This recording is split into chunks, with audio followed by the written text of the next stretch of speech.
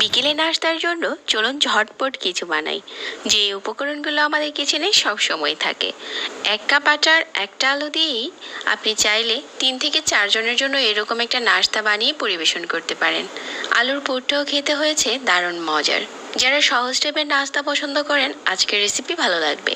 প্রথমে আমরা আটার ডোটা মাখিয়ে নেব। 1 কাপ নিয়ে নিচ্ছি আটা। আপনি চাইলে এখানে ময়দাও নিতে পারেন, হাতের কাছে যেটা থাকে ওইটা দিয়েই হয়ে যাবে। তারপর পরিমাণ মতো লবণ দিয়ে দিচ্ছি।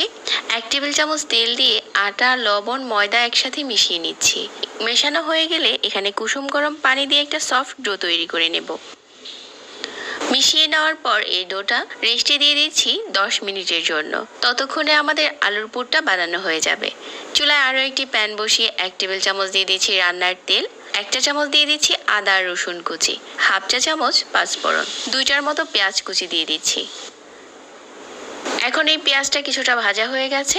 সবগুলো মশলার সাথে আর 1/4 চা চামচ করে দিয়ে দিচ্ছি এখানে গুঁড়া মশলা, মরিচ, হলুদ আর ধনিয়া। একটা বড় সাইজের আলু একটু ছোট করে কেটে নিয়েছি যাতে তাড়াতাড়ি সিদ্ধ হয়ে যায়, ওইটা দিয়ে দিলাম।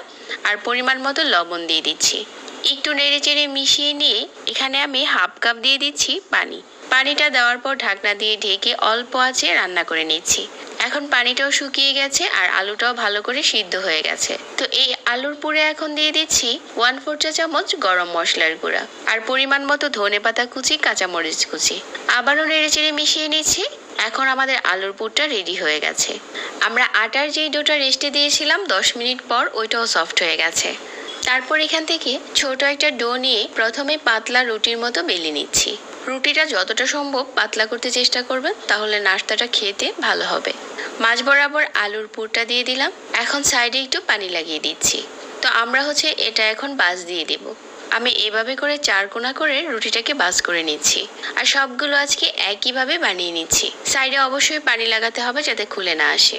একইভাবে সবগুলো বানানো হয়ে যাওয়ার পর এগুলো এখন ভেজে নিচ্ছি।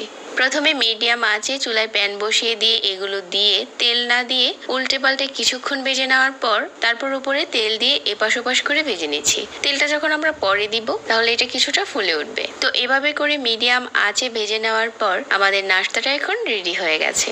একইভাবে সবগুলো ভেজে নিয়েছি। তো এখন চলুন এই নাস্তাটা কেটে শেয়ার করি। সহজ একটা রেসিপি শেয়ার করলাম। বিকেলের নাস্তার জন্য যারা এরকম সহজ রেসিপি খুঁজছেন আজকের রেসিপিটা ভালো লাগবে। আমার এরকম সহজ রেসিপি ভালো লাগলে চ্যানেল সাবস্ক্রাইব করবেন।